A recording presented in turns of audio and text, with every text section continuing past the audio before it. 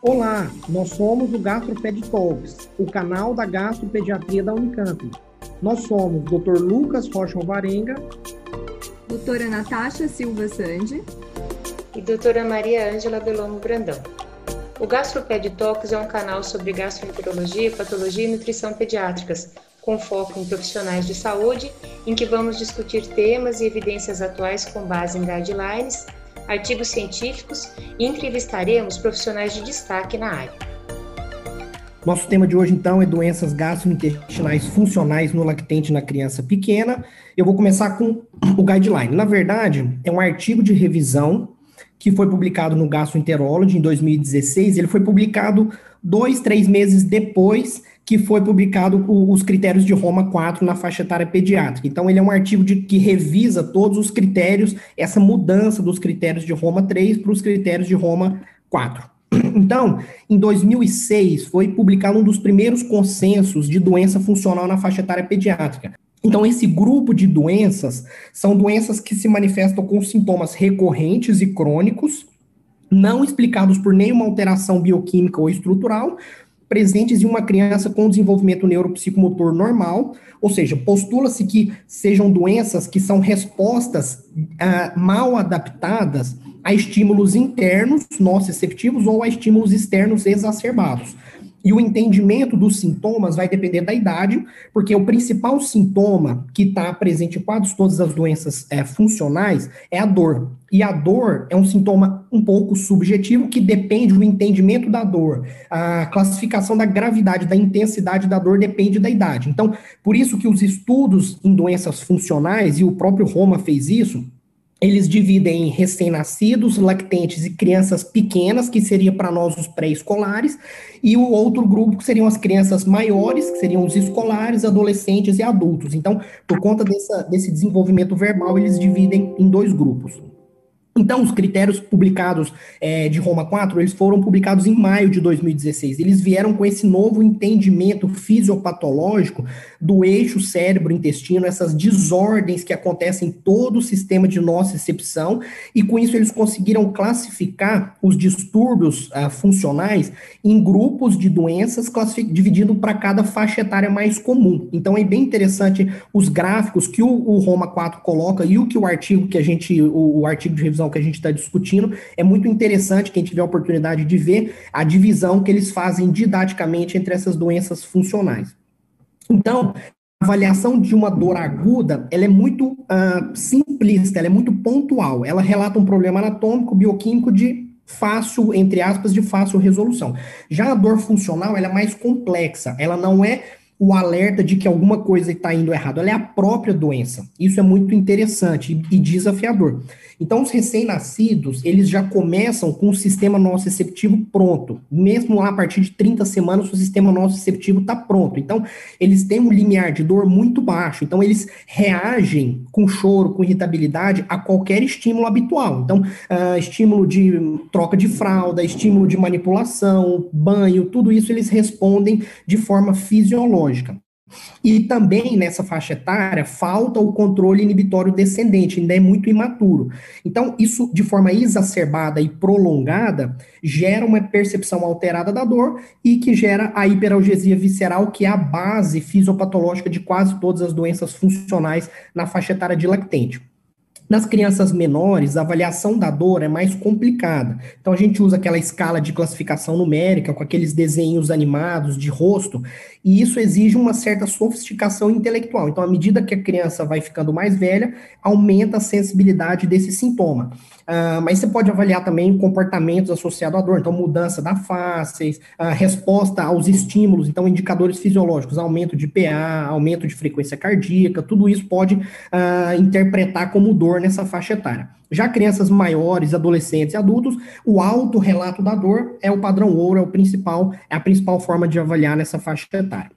Então, agora vamos discriminar as doenças funcionais. A primeira delas, que é a regurgitação do lactente, é um movimento retrógrado do conteúdo do estômago para a boca, de forma involuntária e forte o suficiente para ser visualizado pelo cuidador. E acontece em crianças saudáveis, fisiologicamente saudáveis, do primeiro mês de vida até o final do primeiro ano. deve ser diferenciado clinicamente dos vômitos, que é um reflexo central, são movimentos coordenados lá de baixo até lá em cima, que culmina com a expulsão forçada do conteúdo gástrico pela boca, utilizando musculatura esquelética. E deve ser diferenciado também a regurgitação da ruminação, que é um movimento de autoestimulação em que o lactente regurgita o conteúdo deglutido, mastiga o conteúdo novamente e engole novamente. Talvez a regurgitação do lactente seja a doença mais comum no primeiro ano de vida. Até 70% das crianças até os 4 meses têm mais de um episódio de regurgitação por dia. O pico é aos 4 meses e a frequência vai decaindo até o final do primeiro ano de vida. Assim como quase todas as doenças dos lactentes, elas vão melhorando espontaneamente com a idade. É preciso entender a interação do cuidador com o paciente, tentar acalmar o cuidador mais do que tentar tratar o lactente, é tentar acalmar o cuidador, e o posicionamento é muito questionável, a questão do decúbito lateral esquerdo, a cabeceira elevada, a posição em decúbito pronado, a gente sabe que é contraindicado, e o espessamento da dieta é muito controverso, vai depender de cada caso. Em 2009, a NASPGA e a ESPGA, antes dos critérios de Roma 4, publicaram um paper colocando esse termo, que são sintomas incômodos, para tentar diferenciar regurgitação de refluxo, de doença do refluxo. Mas na faixa etária específica do lactente, esses critérios são pobres, são ruins, é difícil fazer essa diferenciação. Então, os critérios de Roma 4 retiraram esse termo que antigamente era utilizado. A segunda doença, que é a síndrome de ruminação, é a regurgitação do conteúdo do estômago para a boca. É um comportamento através de uma autoestimulação com contrações repetidas da musculatura abdominal, do diafragma. Acontece em crianças um pouco maiores, de 3 a 8 meses. Frequentemente, essas crianças são interpretadas como doença do refluxo e são tratadas como tal e não melhoram. E é difícil para o pediatra fazer esse diagnóstico porque demanda uma avaliação e observação do comportamento ruminatório. Então, muitas vezes, o diagnóstico é demorado por conta disso. E mesmo que seja um comportamento inconsciente ou involuntário do lactente, se o lactente percebe que está sendo avaliado esse comportamento, ele às vezes para momentaneamente de fazer esse comportamento. Então, demanda um tempo maior para fazer esse diagnóstico e epidemiologicamente é a menor a porcentagem de prevalência entre todas as doenças funcionais nessa faixa etária. Existem poucas publicações, então o diagnóstico realmente é mais difícil de ser feito. Mais uma vez, o tratamento é acalmar e orientar os cuidadores da fisiopatologia do problema. Muitos casos, assim, de exceção, a síndrome de ruminação fica tão intensa que isso pode gerar casos de desnutrição proteico-calórica, e aí, para esses pacientes, demandam um tratamento um pouco mais específico, com terapia cognitivo-comportamental, por exemplo, mesmo que sejam lactentes jovens, tá? Uma mudança interessante dos critérios de Roma 3 para o Roma 4 foi a retirada do termo náusea de quase todas as doenças, porque a sensação da náusea é subjetiva e na faixa etária dos pequenos, dos lactentes e pré-escolares, é muito difícil de avaliar esse sintoma. Então, quase todas as doenças foram retiradas esse critério, esse termo dos critérios de Roma 3 para o Roma 4. E para tentar melhorar a sensibilidade desse diagnóstico e adiantar um pouco mais esse diagnóstico, eles diminuíram o tempo de sintomas para 2 meses. A síndrome dos vômitos cíclicos são eventos repetidos e estereotipados de vômito, então a mesma criança tem a mesma frequência, acontece geralmente no mesmo horário do dia, com a mesma intensidade, a frequência pode ser de horas até dias de sintomas, e é obrigatoriamente intercalado com períodos assintomáticos, e a intensidade dos vômitos vai decaindo ao passar dos dias ou ao passar das horas. Não é infrequente que os vômitos cíclicos venham acompanhados de sintomas desautonômicos, então febre, aumento de frequência cardíaca, aumento de PA, diarreia. Não é incomum que tenha uma história de migrânia na família, principalmente mãe com migrânia, e também não é incomum que esses pacientes evoluam depois na adolescência, na fase adulta, com uma história familiar, pessoal de migrânia também. É descrito desencadeantes psicológicos, principalmente estresse e ansiedade, com o desencadeamento das crises de vômitos cíclicos. E aqui é interessante que é a primeira vez que a gente fala de excluir outras causas com exames. Então, o guideline e o artigo, ele recomenda que sejam feitos exames laboratoriais, mesmo que o diagnóstico seja clínico, assim como todas as outras doenças, mas um exame laboratorial, exames laboratoriais, exames de imagem, para excluir outras causas para dar esse diagnóstico de vômitos cíclicos.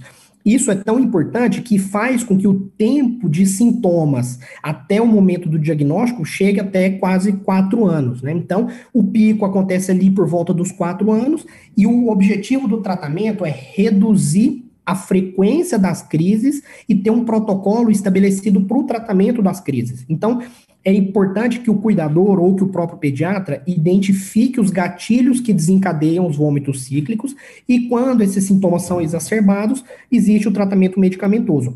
A primeira linha de profilaxia medicamentosa para menores de 5 anos, a ciproheptadina e o pisotifeno. Durante a crise, eles orientam que use um protetor da mucosa esofágica por conta do refluxo ácido, por conta dos vômitos repetidos. O lorazepam, que é um calmante para poder diminuir a frequência das crises e diminuir os gatilhos psicológicos associados. E em casos mais graves, reposição volêmica, internação hospitalar. Existem complicações, talvez seja a doença funcional que mais tenha complicações orgânicas, vamos dizer assim, desidratação, hematêmese, principalmente pelos vômitos repetitivos, síndrome de Mallory-Weiss, esofagite péptica, e por conta dessa maior intensidade dos sintomas e aumentar a sensibilidade desse diagnóstico, o critério de Roma 3 era necessário 5 crises para dar esse diagnóstico. Esse valor foi reduzido para 2 crises nos critérios de Roma 4, e mais uma vez eles também tiraram o termo náusea. Em relação à cólica do lactente, talvez seja o diagnóstico mais subjetivo dentre esses diagnósticos clínicos, a presença de choro e irritabilidade de forma prolongada e inconsolável em lactentes muito jovens, que é a faixa etária em que mais tem esses sintomas, e sem nenhuma causa aparente. Lembrando que o artigo pontua que 5% mais ou menos de choro e irritabilidade são por doenças orgânicas, então um bom exame clínico talvez consiga diferenciar esses diagnósticos, e eles dizem que a cólica do lactente pode fazer parte daquela chamada curva do choro do lactente, em que as crianças, por conta do sistema nociceptivo exacerbado, eles têm realmente um choro e irritabilidade independente de qualquer estímulo e muito sensível a qualquer estímulo fisiológico, troca de fralda, banho, toque. Então, talvez nada que prove que esse choro e essa irritabilidade seja voltada para o sistema gastrointestinal especificamente. Aqui no tratamento eles pontuam que não foque o tratamento em curar a cólica. Acalme os cuidadores, mas não foque em curar a cólica, até porque não tem nenhum tratamento específico para curar o sintoma especificamente. Existem diários de dor, existem questionários de dor que os cuidadores preenchem. Entre as doenças funcionais, talvez a que tenha mais estudos em relação ao uso de probióticos, e o Lactobacillus reuteri aqui é um pouco questionável se reduz ou não o choro e a irritabilidade nesses pacientes, e é um ponto importante que a irritabilidade dos cuidadores, o estresse dos cuidadores por conta desses sintomas, pode gerar abusos físicos ou qualquer tipo de abuso mais grave, levando a complicações. E aquelas manobras calmantes de posição do bebê, manobras que o próprio cuidador faz, é mais para acalmar o cuidador do que acalmar o lactente em si.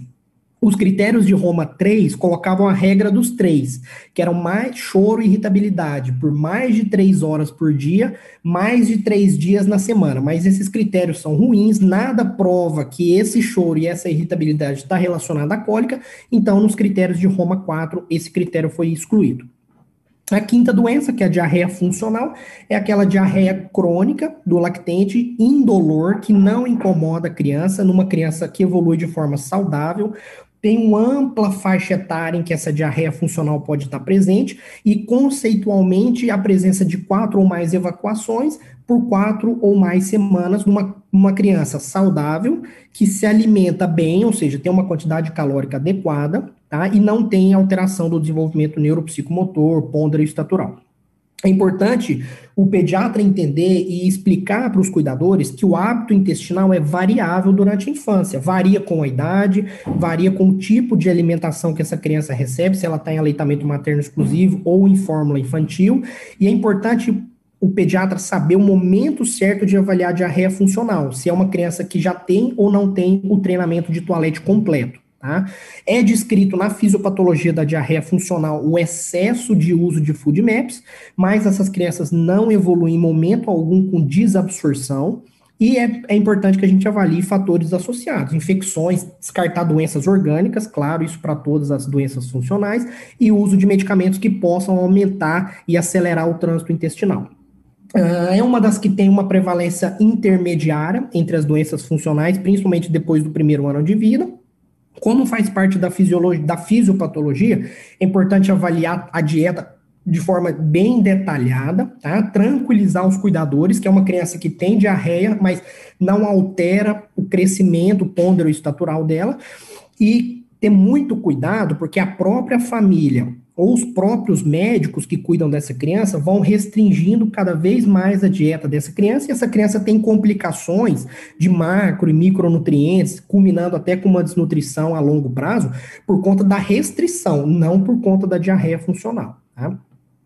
Também a mudança entre os critérios de Roma 3 e 4, que eles aumentaram o número de evacuações para 4 vezes ao dia. Aqui, essa mudança foi para diminuir o superdiagnóstico que eles tinham.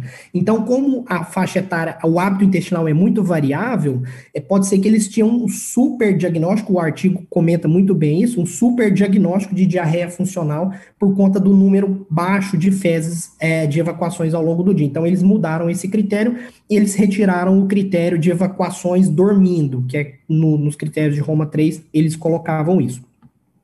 A penúltima, que é a disquesia do lactente, que é um esforço evacuatório intenso, independente do sucesso ou não da expulsão das fezes, que dura em torno de 10 a 20 minutos, depois a criança retorna ao estado de humor basal que ela tinha, e mesmo presente a disquesia, são evacuações diárias, mais de uma vez ao dia, com fezes de consistência habitual, coloração habitual, sem alterações de evacuação, em crianças geralmente do primeiro mês até os 9 meses de vida. Essa doença geralmente não passa os 6 a 9 meses de vida.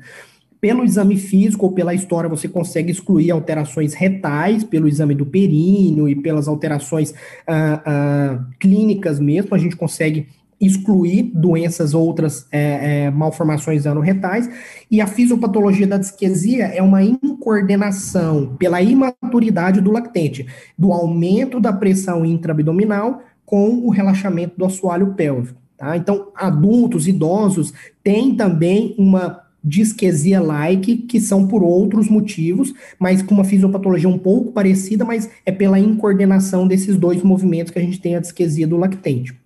A epidemiologia, ela começa mais alta, então de todas elas é a que tem uma prevalência maior nos primeiros meses, ou no primeiro mês de vida, né, na faixa etária de recém-nascido, e depois isso vai caindo, e ao final do primeiro ano essa doença desaparece. Então, importante, mais uma vez, tranquilizar os cuidadores, explicar a fisiopatologia disso, mostrar que isso não afeta no crescimento da criança e contraindicar a estimulação retal. É muito comum que os adultos estimulem ou com a dígito-pressão, ou com movimentos digitais, ou com laxativos por via retal. Então, isso acaba piorando essa incoordenação e demorando mais a melhorar essa incoordenação. Então, contraindique esse tipo de estimulação, tá?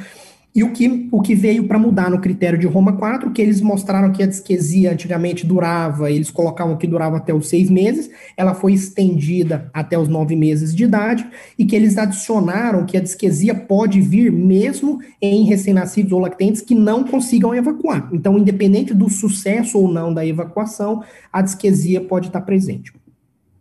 E por fim, que é a constipação intestinal, um ganho importantíssimo que a gente teve nos critérios de Roma 3 para os critérios de Roma 4 é a divisão em crianças não treinadas ao toalete para crianças treinadas ao toalete.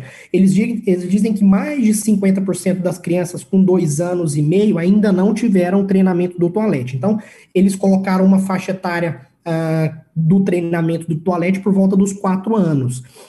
O critério clínico é o mesmo para as duas faixas etárias. A diferença é que em crianças que têm o treinamento completo de toalete, a gente consegue observar com mais precisão se essa criança tem ou não incontinência fecal. Mas os outros critérios são semelhantes. A constipação, como a gente sabe muito bem, acontece por conta de um ciclo vicioso de retenção fecal involuntária própria da idade, principalmente associada ao treinamento de toalete e principalmente associada também ao início da introdução alimentar, e isso faz com que as fezes retidas no cólon passem mais tempo retidas, com mais absorção de água, essas fezes ficam mais endurecidas, a evacuação se torna mais dolorosa e incômoda, e essa criança retém ainda mais. Isso é um ciclo vicioso que a gente precisa quebrar. O treinamento de toalete aqui tem uma função muito importante. Esse treinamento, às vezes, não é feito dentro de casa, é feito nas escolas, e essas crianças têm uma pressão excessiva para conseguir treinar a evacuar de forma mais rápida e com técnicas inadequadas. Então, tudo isso pode piorar ou pode desencadear a constipação intestinal, e através do exame físico ou da história clínica a gente consegue excluir outras causas de constipação secundária, em torno de 5 a 8%. O toque retal é questionável, mas é dito, é mandatório que pelo menos uma vez na vida essas crianças que tenham constipação, mesmo que funcional, tenham pelo menos um exame de toque retal feito. A prevalência vai aumentando ao longo da idade, até o final até o início da adolescência. Inclusive, a gente tem taxas relatadas que até 50% das crianças vão para o ambulatório dos adultos constipadas. Então, a gente tem uma taxa de sucesso de tratamento até 50%, que é um tratamento muito ruim. E ao contrário do que muita gente pensa, a prevalência é igual no sexo feminino para o sexo masculino, principalmente nos lactentes, nas crianças menores. O tratamento é precoce, deve-se lançar mão e estimular o uso de laxativos, o uso correto e persistente dos laxativos, orientar ao treinamento de toalete ideal, orientar a evitar punições por parte dos pais. Dieta e hábitos de vida fica como um tratamento secundário, mas não menos importante, e aqui os probióticos, retiradas da proteína do leite de vaca, não tem tanta comprovação científica ainda. Tá? E como eu falei, o que tem de ganho entre os critérios de Roma 3 ou 4 é essa presença ou não das crianças com treinamento de toalete. E, por fim, o que eles colocam de necessário para as pesquisas futuras é avaliar a qualidade de vida. Então, estudos epidemiológicos vários, transculturais, prospectivos multicêntricos para avaliar todos os critérios envolvidos na fisiopatologia das doenças funcionais, isso não existe. Definir um desfecho, um outcome primário para todas essas doenças funcionais, e validar instrumentos úteis e bons para todas as faixas etárias para avaliar dor, choro, irritabilidade, e estudos prospectivos que avaliem dietas específicas para cada grupo de doenças funcionais. E o mais importante, talvez, é provar para nós, pediatras, e provar para os pais que a orientação antecipatória das doenças funcionais tem um impacto positivo na melhora da qualidade de vida e no melhora no diagnóstico dessas crianças, tá bom? Era isso que o artigo trouxe pra gente. Obrigado por nos acompanhar. Esse foi um episódio do Gastroped Talks. Estamos no Instagram, @gastroped.talks, no YouTube, Gastroped Talks Unicamp, e também na forma de podcast. Até o próximo!